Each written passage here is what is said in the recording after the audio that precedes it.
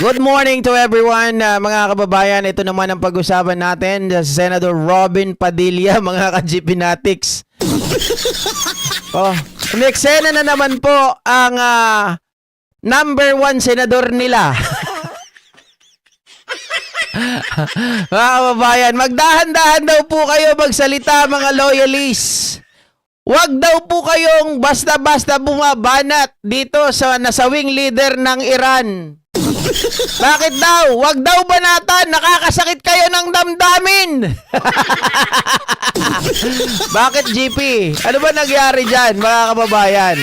Ito kasi si Senator Robin Padilla, mga ka-GPnatics, ay umi-eksena na naman. Ayan, oh. Tinawag kasi po na terorista yung napaslang na leader ng Iran. Tama? Maraming tumawag dyan, mga ka-GPnatics, na terorista daw. Marami pa nga ako nabalitaan na ito daw ay nananamantala pa ng mga kababaihan at kung ano-ano pa, mga ka-GPnatics. Pero si Senator Robin Padilla, iba ang take dito. Sabi, nakakasakit po kayo ng isang religion. Nananawagan si Senator Robin Padilla na magdahan-dahan sa pananalita at huwag bansagang terorista ang pumanaw na dating Iranian Supreme Leader na si Ayatollah Ali Khamenei. Hindi ko alam kung paano basahin yan, ha. Paliwanag ni Padilla sa kanyang privilege speech sa session ng Senado, tinuturing din ng mga Muslim bilang spiritual leader si Khamenei. Sabi niya ganon, hindi lang po siya isang matatawag na leader ng isang bansa. Spiritual leader po siya. Kung meron po kayong tinatawag na Pope, meron din po kaming tinatawag na spiritual leader.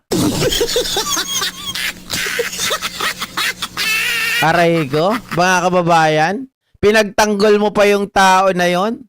Alam mo, hindi na rin ako magtataka kung bakit nagsasalita ng ganito itong si Robin Padilla. Diba? Bakit kanyo, mga kababayan? Umamin ito na siya dati ay, diba, member ng NPA. Kaya nga ang tawag niya kay Joma Sison, diba? Mga ka-GPnatics. At siya palagi nakikipag-usap kay Joma Sison pag may mga mahalagang pagkakataon. Pumupunta yan doon. Talagang siya yung nagre-represent. Siya yung talagang nagtataas ng kamay, mga kababayan. Ngayon naman, biruin mo,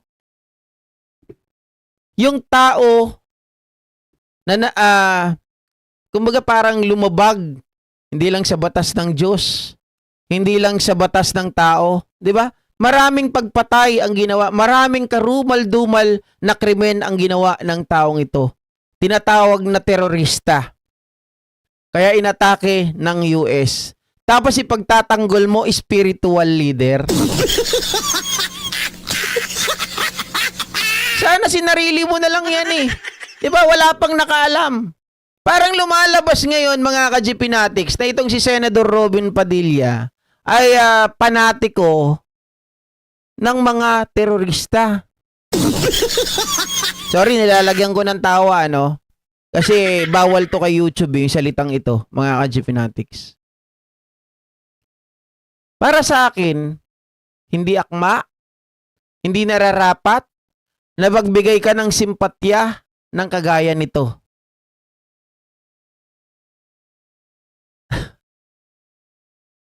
Sabi ni Ma'am Susan Martinez, ay na nga, may summit paepal ungas. Huwag na magtaka, president niya, kinakausap nilang karton, sabi ni Ma'am Lea Bautista. Bakit nang mumura ba amo niya sa Diyos? Nagtatanggol ba siya? Hays, di na ako magtaka. Bakit siya tinanggal ng anak niya sa pagkabais? Tinanggi ng anak niya sa pagkabais pagtakbo niya. Ay, sabi, aalis daw ng Pilipinas. Yung anak niya, di ba? He still look like an NMA na baho, ngitsura. Ano to, iskang pa? Bakit ano to? Sabi ni Ma'am Silvia Cabel, bakit nang si Duterte minura ang Diyos, Ama at Pope, di ka nag-react? May point, mga kababayan. Nagtataka tayo. Tingnan nyo pag China, nagsasalita siya. Usapin ng China, 'di ba? Pinagtatanggol niya ang China. Nagsasalita siya. Pag nasaktan ang China, may namatay sa China, nagsasalita siya. Pero yung naputulan ng daliri na kababayan natin, hindi niya pinagtatanggol. Nung ang Diyos, mga kababayan ng mga Kristiyano, ay pinagmumura ni Digong Duterte, ay wala tayong naririnig sa kanya. Samantalang, etong tao na to, na napatay sa gera sa Iran, mga kababayan, kaya pinupulbos ng US dahil marami ng katarantaduhan, marami ng mga pagpatay, di ba, mga inhumane, sobra-sobra na. Tapos, pagtatanggol mo, huwag niyong birahin, huwag niyong banatan, spiritual leader namin yan. Ako siguro, pag akong tatanungin, ganyan ang spiritual leader namin, hindi ko po yan ibabouch. Hindi ko po yan, mga kababayan, banggitin sa usapan. Ikahihiya ko yan. Diba? Sasabihin ko pa, buti nga sa'yo, natigok ka. Si Robin Padilla, ibang klase, mga ka-GP Natics, pinagtatanggol pa. Oh. Sabi ni Juna Langan, Idol, itong si Boy Silly ay may tama na rin sa utak at nawawala sa sarili. Mema lang itong si Boy Silly. May nakita pa nga ako kanina, mga ka-GP Natics. Di ko alam kung totoo baka gawa-gawa lang, baka satire lang kasi. Baka may nakasulat doon, si Robin Padilla pinagnasaan din daw si Inday. Hindi, di ko lang alam kung totoo yun. Kapag totoo yun, may sapak na talaga siya. Diba? Si Boy Silly, parang passport ni Mariel Dual. Pag December, Kristiyano. Pag Ramadan, Islam. Si Boy Silly, dating Jehovah's Witness. Buti pa si Pacquiao noon, nag-improve dahil nag-aral. Hindi tulad ni Abnoy, si Digong lang ang pinagtatanggol. Kaya nga Mga kababayan, ang kaalaman ng isang tao o ang runong ng isang tao, hindi dapat matigil sa pagtatanggol lang sa isang tao. 'Di ba? Dapat tumakbo ka bilang public servant, dapat pagsilbihan mo ang taong bayan. Kaya yung ganito. Biruin mo. Isipin natin mga ka-GP Natics. Pinagtatanggol mo yung isang mamamatay tao. Maraming mga ni-rape, maraming mga pinatay. 'Di ba? Marami pang ibang mga pambobomba na ginawa.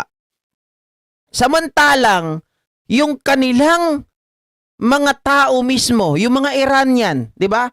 Nakita ko nung namatay po itong taong ito ay tuwang-tuwa sila, nagbubunyi. Tapos ikaw, magdahan-dahan kayo sa pagsasalita, magdahan-dahan kayo sa pagbanat dahil kung may pope kayo, yan ay spiritual leader namin. 'Di ba nakakaurat, mga ka-GP Natics? Hindi ko po kaaya-aya, hindi po maganda sa pandinig. Kumbaga kay Ping Lacson nga, nakakapangrindi na yung ganyang mga mga rason.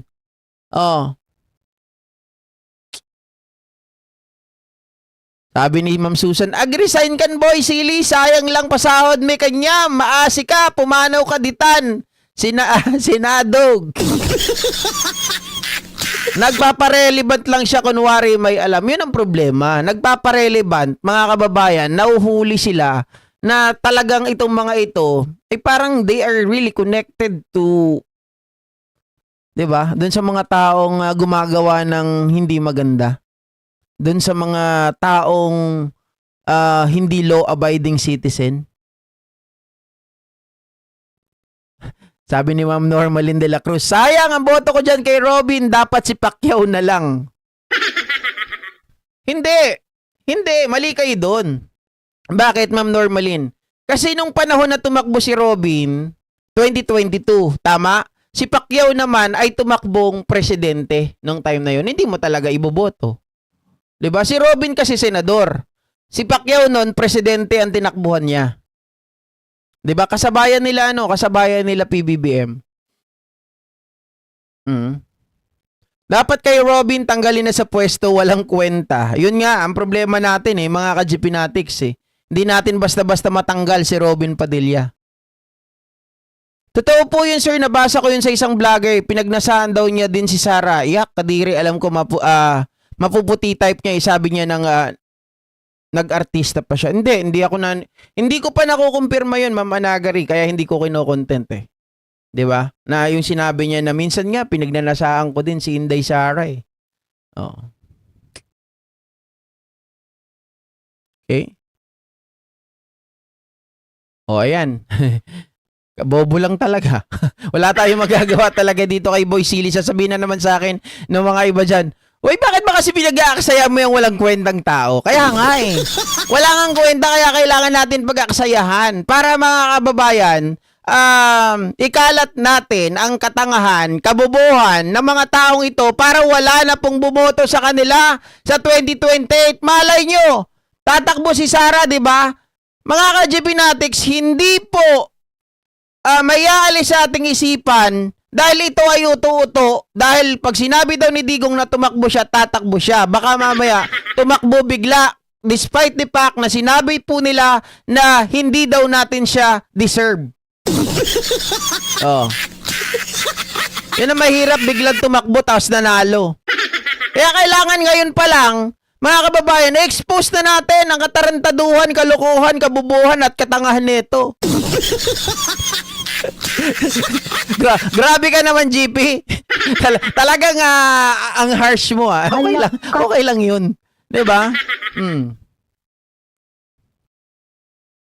Hindi naman marites yan na pag-uusapan lang naman kaka.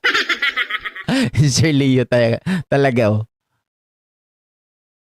Okay, so next topic ulit tayo mga kababayan. Ito pag-usapan naman natin.